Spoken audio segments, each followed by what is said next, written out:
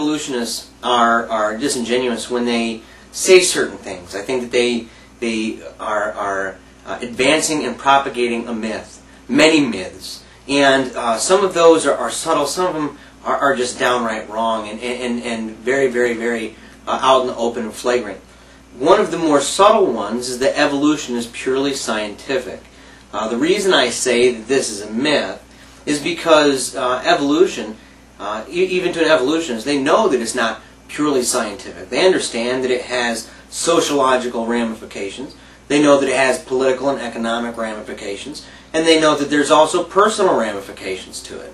If you believe in evolution, it ultimately will influence much of your life. And the reason why is because any theory or any idea or framework of origin that includes describes who we are as people, how we relate to one another, our relation to the universe, etc., how we know what we know, and ultimately where we are going. This isn't purely scientific in nature.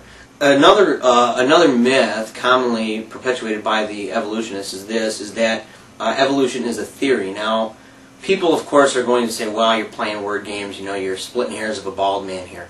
I don't think I am. I think it's important, and I'll tell you why. Evolution, just like creation, both. Creation isn't exempt from this. Both of them are inaccurately described as a theory. It is more accurately called a model. And there's a reason why both of these things are called models, and it's this.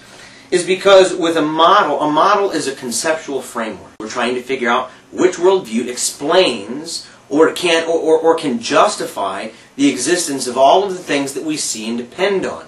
Now, when we're dealing with science, of course, we would have to ask ourselves a number of questions. Does evolution or creation provide for the necessary qualities and characteristics of knowledge itself? I mean, what is science without knowledge? So, does it provide the framework by which science is even realistic? The third myth is that evolution is a fact, and it's impossible for them to empirically satisfy the demands for a fact. They can't do it. They can't put it into a test tube. They can't sit there and experiment with it. They can't reenact it. They can't you can't actually witness evolution in their view taking place, because we're dealing with something that they, according to their own standards, that they admit takes literally millions, if not billions of years to actually take place. We have to deal with them on their own claims. And their own claims are that we are dealing with something that is extreme. It is radical. It is one kind becoming another kind through a process that takes millions, if not billions of years. Someone may complain and say, well, we do have small variations, and these small variations are indicative of larger variations. When we're dealing with small variations, they can't really say, well, we know with any certainty whatsoever that the end result of this minor mutation or this minor adaptation is going to end up in this animal or this creature or whatever becoming something radically different than it is at the moment. Okay, they can say, well, we know that it's changed a little bit here, but I can't say that it's going to definitely change into some completely different creature. But just because what you're witnessing is an adaptation, just because you're witnessing a change, doesn't mean that all of a sudden tomorrow I'm going to turn into a banana. Okay? I'm not going to turn into some winged creature. You can't say, well, we're seeing a change here in Jeremiah from 2005 until 2007. We're seeing a change in him. So therefore, that's going to prove some grand evolutionary change, not only either in him, but in people millions of years from now. It's simply, it's fideistic at best.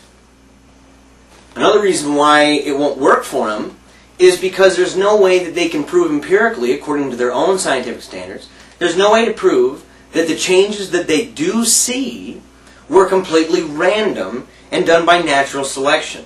Okay, whatever that may be. They can't prove this empirically. They can assume it, but this is not very scientific for them to do. As I said earlier, when you're dealing with models and constructs, a conceptual framework, we're dealing with worldviews. We're trying to say, okay, this is where everything stands as of right now. Let's just take science, for example. Where does science stand right now? What are necessary components for the scientific method to even exist? Well, here's a handful of them. You have the uniformity of nature. This is absolutely essential. If we don't have a uniformity within nature, okay, then there's no way that one could empirically experiment over and over and over and expect some kind of consistent result. If we didn't have uniformity of nature, then I would have all the reason in the world to think that if I touched a fire at my house in my backyard here, a bonfire, put my hand in it and it might burn, that tomorrow if it's a different fire, I could go out and put my hand in it and it wouldn't burn. Okay? Or that if I go straight towards a semi-truck while I'm driving today, okay, yeah, sure, I may be in an accident, but tomorrow I might just go straight through it. Okay? We trust in the basic uniformity of nature. This is something that is absolutely essential to scientific method. The trustworthiness of the senses.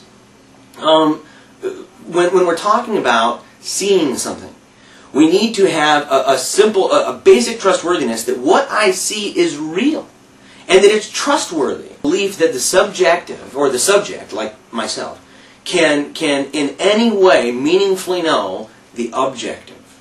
Now here we're dealing with the one and the many. We're dealing with the subject-object distinctive. We're dealing with things where how can I as a relative individual know something that's objective? How can I do this? And furthermore, how can I distinguish between many things and one thing? Does my conceptual framework or my model of where I believe we came from and how we're here and what's sustaining our life while we're here, can that account for this necessary component of science and of life?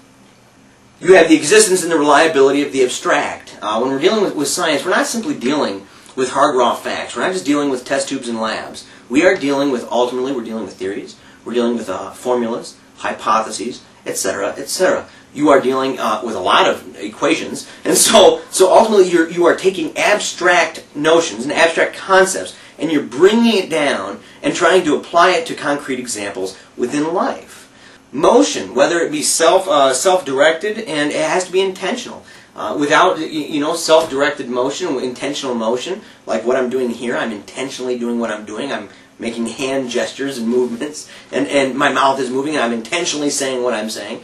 If we don't have this, then science, once again, would be absolutely impossible. You have classification and order. Once again, this is kind of a subcategory of the one and the many. But you have taxonomy, where we divide things up, and we say, well, okay, this is in this class, or this is in this order. Can evolution account for the necessary components, the qualities and characteristics that are essential for science?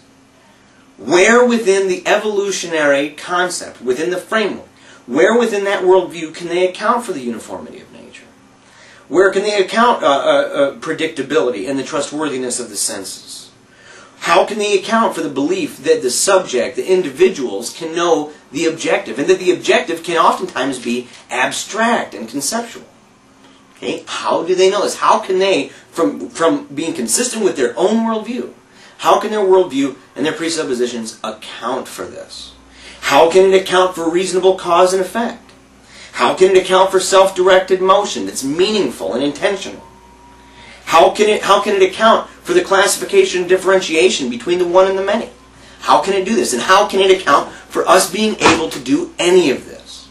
These questions and many others, in my estimation, are the Achilles heel of atheistic evolution, because atheistic evolution cannot answer from within their own framework, working on their own presuppositions. They cannot answer and account for any of these. So what we have here are evolutionists doing plenty of science, but being unable from their own perspective to account for their doing so. This is like the mathematician who can count 2 plus 2 equals 4, but he can't account for his counting. Reflect upon your own worldview. Reflect upon where you're coming from. Reflect upon your most basic assumptions and ask yourself, if my assumptions about origin, about life, about humanity, about being, about how we relate to one another, about purpose, etc., etc., etc., if these assumptions are true, if my presuppositions are true, then how can I account for science and argumentation in the first place? And ultimately, I don't believe you can. If you were to abide consistently with your presuppositions, you would have to completely get rid of science, completely get rid of rationality, completely get rid of knowledge, completely get rid of everything meaningful and all those things that I mentioned.